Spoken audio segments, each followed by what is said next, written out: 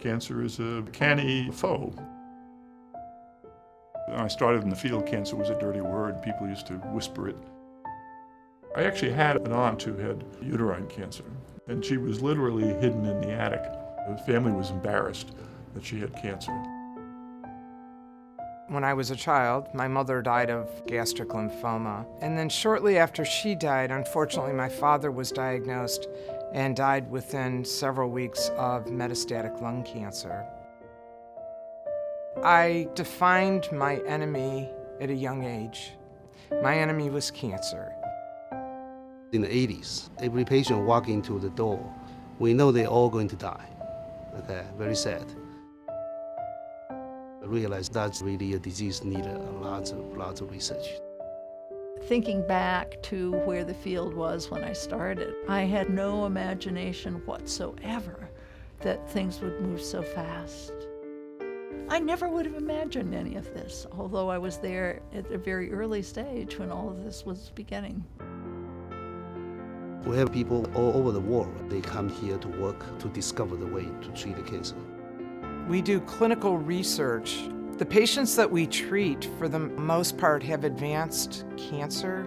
They've typically failed all standard of care treatment, and we will offer them novel therapies. And it's not always easy because inevitably we get a lot of drugs that don't make it.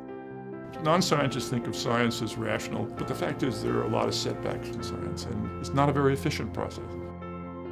Often you do an experiment and you think that you're going to get result A or result B, and then you get result C.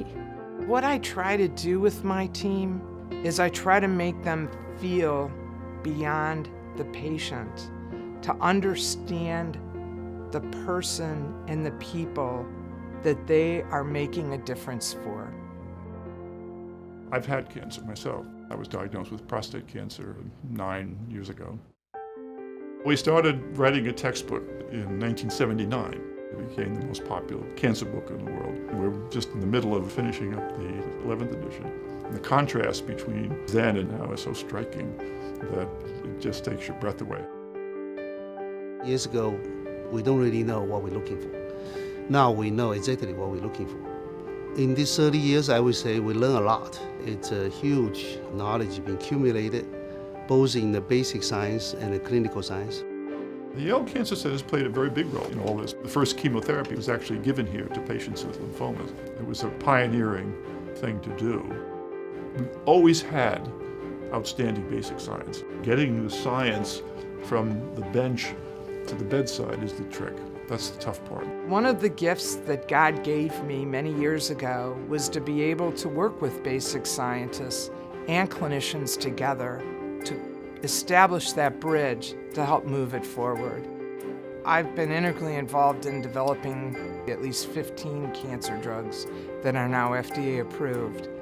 Making the fundamental discoveries is the most fun. Scientists around the world pick up on it, and we pick up on their work because it's all part of a big community where people are enhancing each other's ideas. The drug we invented more than 10 years ago is now being used to clinic to treat more than 800,000 patients worldwide. People can go into cancer treatment now with a lot of hope. If you have breast cancer, 95% of the time you're going to live 5 years. You couldn't say that 20 years ago. 85% of the time you're going to live 10 years. When you extend the life of somebody by just a few months or just a few years, it's not just that person's life that you're extending, but it's the relationships that are part of their life that are extending as well. It's a lot of life years collectively that have benefited from those few months or those few years, and that's a beautiful thing. It's an exhilarating experience to be able to call patients up that you treated 40, 45 years ago, to see them as they lived a perfectly normal life, had families and raised children and so on. It's just wonderful. Every day I ask myself why I still keep doing this. I think this is really because of hope. We are winning the war on cancer.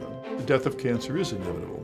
The death of cancer is closer than it ever was before, and we should all take pride in the fact that we've made huge strides. But I want to cure cancer today, not in the next lifetime. I want to see it in my lifetime. The thing that gives me hope is my patients.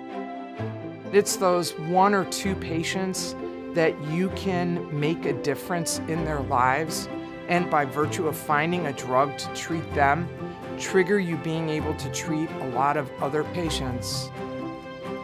That's what we live for.